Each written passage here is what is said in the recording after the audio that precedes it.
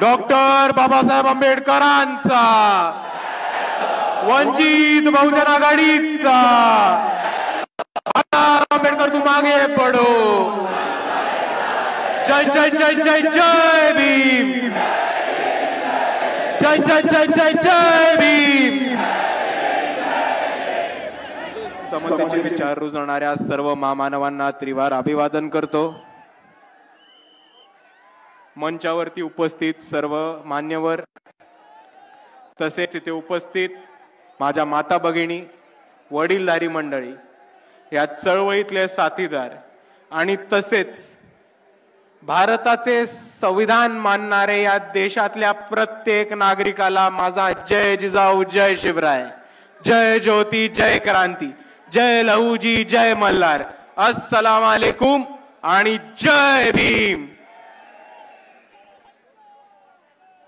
2 वर्ष 11 महिने आणि 17 दिवस हे ड्राफ्टिंग कमिटीला भारताचं संविधान लिहायला लागले आणि 2 वर्ष 11 महिने आणि 17 दिवसांनंतर जेव्हा बाबासाहेब आंबेडकरांनी कॉन्स्टिट्युएंट असेंब्ली समोर संविधानाचं त्यांचं ड्राफ्ट समोर ठेवलं, तेव्हा त्यांनी एक महत्त्वाचं भाषण दिलं होतं आणि ती तारीख होती 25 नोव्हेंबर 1949। आणि म्हणून 25 नोव्हेंबर रोजी ज्या विचारांनी आणि ज्या विचारधारेने साहेबांनी संविधान लिहिलं होतं, त्या विचारांना, त्या विजनला आणि त्या विचारधारेला वाचवून ठेवण्यासाठी आणि त्याचा सन्मान करण्यासाठी वंचित बहुजन आघाडी 25 नोव्हेंबर रोजी शिवाजी पार्क वरती संविधान सन्मान महासभा घेत आहे। आणि मी आपल्या सर्वांना एवढं सांगतो की ह्याच्या पुढच्या प्रत्येक वर्षी वंचित बहुजन आघाडी 25 नोव्हेंबर रोजी शिवाजी पार्कला इतक्याच मोठ्या गर्दीने, इतक्याच मोठ्या ताकदीने, इतक्याच मोठ्या संख्येने दरवर्षी संविधान महासभा घेत राहील आणि आपल्या सर्वांना यायला भाग आहे। आणि हेच बोलत असताना बाबासाहेबांनी त्या भाषणामध्ये त्यांचे विजन मांडली होती, विचार मांडले होते आणि तशीच एक काळजी आणि पोटतिडकी मांडली होती। आणि बाबासाहेब म्हटले होते, it is certain that if parties place creed over country, our independence will be in jeopardy for a second time and it will be lost probably forever. We must be determined to defend our independence with our last drop of blood. याचा अर्थ हाच होतो की इकडच्या राजकीय पक्षांनी, इकडच्या सत्ताधाऱ्यांनी जर देशासमोर देशाच्या प्राधान्यापेक्षा वरती जात, जमात आणि धर्म ठेवला तर आपण आपलं स्वातंत्र्य गमवून बसू। ही परिस्थिती आपल्या सर्वांना समजून घेतली पाहिजे। आणि त्याच वाक्यामध्ये बाबासाहेब हे सुद्धा म्हणतात की आपली जबाबदारी आहे, ही आपल्या सर्वांची रिस्पॉन्सिबिलिटी आहे की संविधान वाचवणं आणि देशाचं स्वातंत्र्य आणि देशांचे इंटरेस्ट हे जातीच्या, धर्माच्या आणि जमातीच्या पुढे ठेवणं। पण आता देशात काय चालू आहे हे आपल्या सर्वांना समजून घेणं गरजेचं आहे मित्रांनो। 2014 मध्ये जेव्हा भाजप सत्तेत आली तेव्हा आम्ही ओरडून बोंबलून सांगत होतो की धर्मामध्ये, जमातीमध्ये, जातीमध्ये तिळा निर्माण करून, भांडणं लावून, दंगल करून ही भाजप सत्ता उपभोगण्याचं काम करणारे आणि 2014 पासून 2025 पर्यंत आतापर्यंत जे घडले ते तसंच चालू। मित्रांनो हे समजून घ्या, 2025 ची स्थिती समजून घ्या।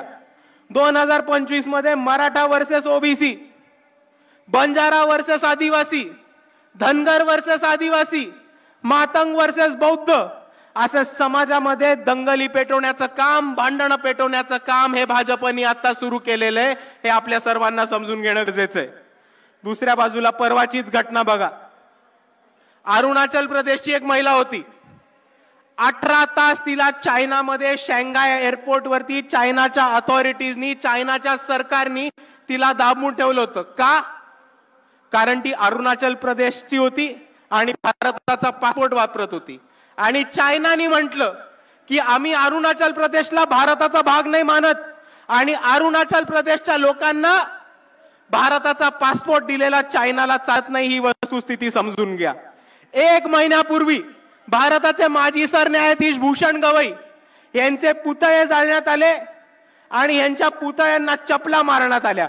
हे कुठे घडलं तर न्यूयॉर्कच्या टाइम स्क्वेअर मध्ये घडलं। आणि आपण या दोन्ही घटनांचा अभ्यास करा मित्रांनो। जेव्हा त्या अरुणाचल महिलेला सांगतात की तुमचा भारताचा पासपोर्ट चालत नाही आणि चायना अरुणाचल प्रदेशला भारताचा भाग मानत नाही, आणि जेव्हा सरन्यायाधीश भूषण गवईंचे पुतळे जाळले जातात आणि त्यांच्या पुतळ्यांना चपला मारल्या जातात, तेव्हा तो फक्त एका महिलेचा किंवा भूषण गवईंचा अपमान नाहीये, तो एका आदिवासी महिलेचा आणि एका दलित माणसाचा अपमान नाहीये, तर तो भारताच्या न्याय व्यवस्थेचा अपमान आहे, तो भारताच्या संविधानाचा अपमान आहे आणि तो भारताच्या संविधानाचा आणि सॉव्हर्निटीचा आणि स्वातंत्र्याचा अपमान आहे। आणि हा अपमान आपण सहन करणार नाही होत, हे समजून घ्या मित्रांनो। हेच बोलत असताना दुसऱ्या बाजूला एक गोष्ट समजून घ्या की इकडे नरेंद्र मोदी स्वतःला 56 इंची छाती असलेलं म्हणतात, अमित शहा स्वतःला खंबीर खमक असे गृहमंत्री म्हणतात, पण हे दोघं सत्तेत असताना आज चायना अरुणाचल प्रदेशला भारताचा भाग मानत नाही आणि भारताच्या सरन्यायाधीशच्या पुतळ्याला चपला मारल्या जातात। आणि म्हणून मी अमित शहा आणि नरेंद्र मोदींना आवाहन करतो की जर तुमची छाती खरंच 56 इंची असेल, जर तुम्ही खरंच खंबीर हिम्मतवाले आणि डरपोक गृहमंत्री नसलात, तर तातडीने चायनावरती ऍक्शन घेऊन दाखवा, फॉरेन पॉलिसीनी चायनाला सबक शिकवून दाखवा। आणि दुसऱ्या बाजूला ज्या ज्या भारतीय नागरिकांनी, ज्या ज्या एनआरआयनी भूषण गवईंच्या पुतळ्याला चप्पल मारायचा प्रयत्न केला, त्यांचे व्हिसा आणि पासपोर्ट रद्द करून दाखवा, मग आम्ही मानू की तुमची छाती खरंच 56 इंची आहे, आणि मग आम्ही मानू की अमित शहा मध्ये खरंच दम आहे। नाहीतर तुम्ही समजून घ्या 5-25 चायना करून काही नाही होत। चायनाला उत्तर द्यायचं असेल तर ताकदीने उत्तर द्यायला लागणार आहे, हे आपण समजून घ्या। आणि दुसऱ्या बाजूला मोदी आणि अमित शहा हे एनआरआयच्या विरुद्ध आणि अमेरिकेत बसलेल्या एनआरआयच्या विरुद्ध ऍक्शन नाही घेणार, कारण हेच एनआरआय लोक आहेत जे भाजपला युएसए मध्ये बसून भरघोस पैसा पोचवतात, हे आपण दुसऱ्या बाजूला समजून घ्या। आणि भारतामध्ये आणि अमेरिकेतल्या गोष्टी बोलत असताना परवाच एक रिपोर्ट आलाय की $3,30,000 हे आरएसएस नावाच्या अनधिकृत टेररिस्ट ऑर्गनायझेशननी युएसए मध्ये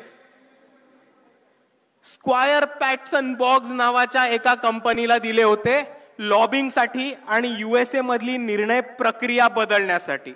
आणि दुसऱ्याच बाजूला याच आरएसएसनी दिल्लीमध्ये 150 कोटीचं केशव कुंज नावाचं ऑफिस उभं केलं, हे आपण समजून घ्या। आता मला एक प्रश्न सांगा की जी संघटना जिची कोणती रजिस्ट्रेशन नाहीये, ज्याची कोणती नोंदणी नाहीये आणि जी भारताचं संविधान मानत नाही, ही संघटना $3,30,000 युएसए ला कसे पाठवते? ही संघटना 150 कोटीचं ऑफिस दिल्लीमध्ये कसं बांधते? आणि जर इकडच्या सरकारकडे त्याची उत्तरं नसतील, जर इकडच्या इन्कम टॅक्स डिपार्टमेंटकडे त्याची उत्तरं नसतील, तर ही एक धोक्याची घंटा ही आपण सर्वांनी समजून घेतली पाहिजे। आणि हीच धोक्याची घंटा वंचित बहुजन आघाडीने ओळखली होती, म्हणून भारताच्या इतिहासामध्ये आरएसएसच्या कार्यालयावरती पहिला मोर्चा जर कोणी काढला असेल तर तो फक्त आणि फक्त वंचित बहुजन आघाडीने काढला होता। आणि हा मोर्चा काढताना आम्ही आरएसएसला 3 गिफ्ट देणार होतो। पहिलं गिफ्ट होतं भारताचा ध्वज, आपला तिरंगा, आणि आमचं हे म्हणणं होतं तुम्ही तिरंगा मानत नाही, आम्ही तुम्हाला तिरंगा गिफ्ट करतो आणि तुम्ही तुमच्या कार्यालयावरती तिरंगा लावणं सुरू करा। दुसरं आमचं गिफ्ट होतं भारताचं संविधान, आणि आमचं हे म्हणणं होतं की तुम्ही भारताचं संविधान मानत नाही, आम्ही आमच्या वतीने तुम्हाला एक संविधानाची प्रत देतो, तुम्ही ते संविधान वाचा, समजा आणि संविधानाच्या हिशोबाने चालत राहा। हा आमचा दुसरा त्यांना गिफ्ट होता। आणि नोंदणी नसलेल्या ह्या संघटनेला आमचं तिसरं गिफ्ट होतं पब्लिक रजिस्ट्रेशन ऍक्ट, हे सांगण्यासाठी की तुमची नोंदणी नाही झाली आहे, हे महाराष्ट्र राज्याचं पब्लिक रजिस्ट्रेशन ऍक्टची कॉपी आहे, ही वाचा, ही समजून घ्या आणि तुम्हाला ह्या पब्लिक रजिस्ट्रेशन ऍक्ट खाली स्वतःला रजिस्टर करून घ्या. पण आरएसएसचा एकही माणूस आला नाही आणि आरएसएसच्या कोणत्याही माणसाने हे गिफ्ट स्वीकारलं नाही आणि त्याच्यावरनं आम्हाला हे साफ झालं की आरएसएस नोंदणी करायला नाकार देतेय, आरएसएस तिरंगा लावायला नाही देतेय आणि आरएसएस संविधान वाचायला आणि संविधान मानायला नाकार देतेय. आणि जे संघटना या देशामध्ये संविधान मानत नाहीत, स्वतःला रजिस्ट्रेशन करत नाहीत आणि स्वतःला तिरंगा फडकवण्याची हिंमत करत नाहीत, त्याला आम्ही दहशतवादी आणि टेररिस्ट ऑर्गनायझेशनच म्हणणार.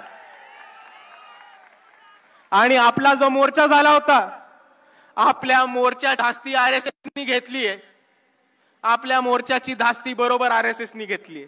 नाव घेतलं नाही आपलं, बहुतेक घाबरत असतील, नाव घेतलं नाही आपलं, पण मोहन भागवतांनी बरोबर उत्तर दिलं आपल्याला. आणि ते काय म्हणाले की आमची नोंदणी ही आमची स्थापना ही ब्रिटिश काळामध्ये झाली होती, म्हणून भारत स्वातंत्र्य झाल्यानंतर आम्हाला परत नोंदणी करायची गरज नाही.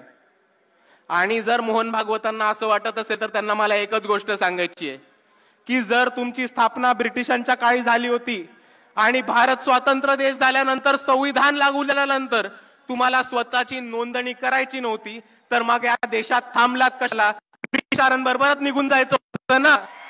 पण होती बसलात. आणि म्हणून मी आरएसएस ला एकच गोष्ट सांगतो कि इस देश में रहना होगा तो संविधान मानना होगा. बोला माझ्या बरोबर, इस देश में रहना होगा, इस देश में रहना होगा, अगर इस देश में रहना होगा. आणि दुसऱ्या बाजूला मोहन भागवत म्हणतात की आम्ही एक व्यक्तींची संघटन होत, आम्ही एक व्यक्तींची संघटन असल्यामुळे आम्हाला रजिस्टर करायची गरज नाहीये, आम्हाला नोंदणी करायची गरज नाहीये. आणि म्हणून मला इकडच्या न्याय व्यवस्थेला एकच प्रश्न विचारायचा आहे की जर 5 लोक, 5 व्यक्ती एकत्र येऊन एक संघटन बनवत असतील, उदाहरण घ्या तर मी आहे, माझ्या बरोबर चेतनदादा आहिरे आहेत, सागरदादा गवई आहेत, स्नेहलताई सोनी आहेत, तय्यबभाई जफर आहेत, शमीबाताई पाटील आहेत. आम्ही 5 लोक एकत्र आलो, आम्ही एक संघटन बनवलं आणि आम्ही स्वतःला व्यक्तींचं संघटन म्हटलं, तर तुम्ही आम्हाला AK-47 आणि ऑटोमॅटिक रायफल ठेवू देणार आहात का? तुम्ही आम्हाला ऑटोमॅटिक वेपन्स ठेवू देणार आहात का? तुम्ही आम्हाला जिल्ह्यामध्ये, तालुक्यामध्ये संघटन बनवू देणार आहात का? तुम्ही आम्हाला जिल्ह्यामध्ये, तालुक्यामध्ये चंदा इकट्ठा करू देणार आहात का? आणि या चंदा इकट्ठा केल्यावरती आम्हाला टॅक्स माफ करणार आहात का? हे इकडच्या न्याय व्यवस्थेने आम्हाला सांगितलं पाहिजे. आणि जर या 5 गोष्टींना तुमचं उत्तर नाही असेल तर माझी तुम्हाला विनंती आहे की हेच नियम, हाच कानून आणि हेच संविधानाचे कलम आरएसएस ला सुद्धा लागू करा आणि आरएसएस नोंदणीकृत करा. आणि हे नसेल करता येत तर आरएसएस बॅन करा. आणि म्हणून मी म्हणतो आरएसएस मुर्दाबाद, आरएसएस मुर्दाबाद. आणि म्हणून मित्रांनो एक गोष्ट समजून घ्या की मोहन भागवत अजून एक गोष्ट म्हणते की आम्ही व्यक्तींची संघटन आहोत म्हणून आम्ही नोंदणी नाही करणार, आम्ही व्यक्तींची संघटन आहोत म्हणून आम्ही नोंदणी नाही करणार. तर त्यांना मला प्रेमाने एकच गोष्ट सांगायची आहे की भारताच्या संविधानामध्ये तुम्हाला व्यक्तींचीच संघटन रजिस्टर करायची असते, नोंदणी करायची असते. जर तुम्ही उंदरांची, मांजरांची, कुत्र्यांची, पक्ष्यांची, प्राण्यांची संघटना काढली तर ती तुम्हाला रजिस्टर करायची गरज नाहीये. आणि म्हणून तुम्ही स्वतःला माणसातले मानत असाल तर संविधानाप्रमाणे स्वतःला रजिस्टर करा. मी एक गोष्ट सांगू इच्छितो. आणि मित्रांनो म्हणून मी दरवेळेस म्हणत राहतो की या भारतामध्ये जर कोणी आरएसएस ला थांबवू शकणार असेल, जर कोणी बीजेपीला हरवू शकणार असेल आणि जर कोणी मनुवादाला अंगावर घेऊन त्याला हरवू शकणार असेल तर ते फक्त आणि फक्त या देशातले आंबेडकरवादी आहेत, त्याच्यापेक्षा अजून कोणामध्ये दम नाही. आणि संविधानाचा सन्मान करायला, संविधानाचा गौरव करणारा आणि संविधानाची बाजू घेऊन लढणारा कोणता पक्ष असेल तर तो फक्त एकच पक्ष आहे, तो फक्त एकच नेता आहे, ते म्हणजे बाळासाहेब आंबेडकर आणि वंचित बहुजन आघाडी. आणि कोणताही मुद्दा असो, कोणताही आंदोलन असो, वंचित बहुजन आघाडी लढत राहतं. आमचा एक आमदार खासदार नाही, आमचा एक मंत्री नाही, संत्री नाही, तरी लोकांचे प्रश्न सोडवण्यासाठी, आंदोलन करण्यासाठी, मोर्चे काढण्यासाठी आणि या व्यवस्थेला घेराव घालून लोकांना न्याय मिळवून देण्यासाठी कोण लढत असेल तर ते फक्त वंचित बहुजन आघाडी लढतीये. लोकांचे प्रश्न सोडवण्यासाठी मुंबईमध्ये SRAच्या विरुद्ध मोर्चा काढणं, अडाणीच्या मिरिटाच्या विरुद्ध मोर्चा काढणं, प्रदूषणाच्या विरुद्ध मोर्चा काढणं, गायरांच्या विरुद्ध मोर्चा काढणं, कंत्राटी भरतीच्या विरुद्ध मोर्चा काढणं जर कोणी केलं असेल तर ते वंचित बहुजन आघाडीने केले, अजून कोणी करू शकलेलं नाही. दुसऱ्या बाजूला इथे उभं राहून बोलतो, त्यांच्या घरासमोर उभं राहून बोलतो की जेव्हा या मनसेनी मस्जिदीवरचे भोंगे काढायचा प्रयत्न केला होता तेव्हा मनसेच्या भोंग्यामधली हवा काढायचं काम हे वंचित बहुजन आघाडीने केलं होतं. जेव्हा टिपू सुलतान आणि औरंगजेबचे फोटो लावण्यासाठी इकडच्या मुसलमान युवकांना अरेस्ट करण्यात येत होतं, टॉर्चर करण्यात होतं, तेव्हा ही वंचित बहुजन आघाडी होती ज्यांनी टिपू सुलतानचा फोटो छत्रपती शिवाजी महाराज, छत्रपती शाहू महाराज, महात्मा ज्योतिबा फुले, डॉक्टर बाबासाहेब आंबेडकरांच्या फोटो मध्ये लावला होता आणि आम्ही या सरकारला चॅलेंज दिला होता. दुसऱ्या बाजूला हेच ते बाळासाहेब आंबेडकर होते जे औरंगजेबच्या मजारीवरती गेले होते आणि या व्यवस्थेला, RSSला आणि BJPला चॅलेंज दिला होता की इकडचे मुस्लिम पोरं तर फक्त स्टेटस ठेवतात, आमच्या स्टेजवरती टिपू सुलतानचा फोटो आहे, बाळासाहेब औरंगजेबच्या मजारीवरती गेलेत, तुमच्यामध्ये हिम्मत असेल तर आमच्या विरुद्ध ऍक्शन घेऊन दाखवा. आणि एका बाजूला अजून एक धर्मांध ताकद आहे जी बाळासाहेबांचा औरंगजेबच्या मजारीवरचा फोटो काढते आणि काय झालं की बाळासाहेबांचा तो औरंगजेबवरचा फोटो पुढे काढते. या कट्टर हिंदुत्ववादी लोकांना, या धर्मांध लोकांना मला एकच गोष्ट आठवण करून द्यायची आहे की तो कोरोना काळ आठवा, जेव्हा या महाराष्ट्रामधली आर्थिक परिस्थिती ढासळली होती आणि या महाराष्ट्रामधले सगळे मंदिरं बंद पडली होती, तेव्हा हे तेच बाळासाहेब होते ज्यांनी पंढरपूरमध्ये विठोबाच्या मंदिरावरती आंदोलन केलं आणि अख्ख्या महाराष्ट्रामधले मंदिरं चालू करून देणारे हिंदू नागरिकांसाठी सुद्धा बाळासाहेब आंबेडकरच होते. आणि म्हणून मी म्हणतो की आम्ही सर्वांसाठी लढतो. कोथरूड पुणे केस आपल्याला माहिती असेल, सोमनाथ सूर्यवंशींबद्दल काय झालं आपल्या सर्वांना माहिती असेल, पण पोलिसांना धारेवरती धरून, काळा कोर्ट स्वतः चढवून, कोर्टामध्ये जाऊन कोथरूड मधल्या त्या 3 मुलींना आणि सोमनाथ सूर्यवंशींना जर कोणी न्याय मिळवून दिला असेल तर ते फक्त बाळासाहेब आंबेडकर आणि वंचित बहुजन आघाडी होती. आणि म्हणून मित्रांनो मी एवढंच सांगतो की आम्ही लढणारी लोक आहोत, मार खाणारी नाही, मारणारी लोक आहोत आणि याच्या पुढेही लढत राहू. आम्हाला साथ हवी आहे तर फक्त तुमच्या सर्वांची. म्हणून मी माझे 2 शब्द थांबवतो. आपल्या सर्वांना माझा मानाचा जय भीम, जय श्रीराम.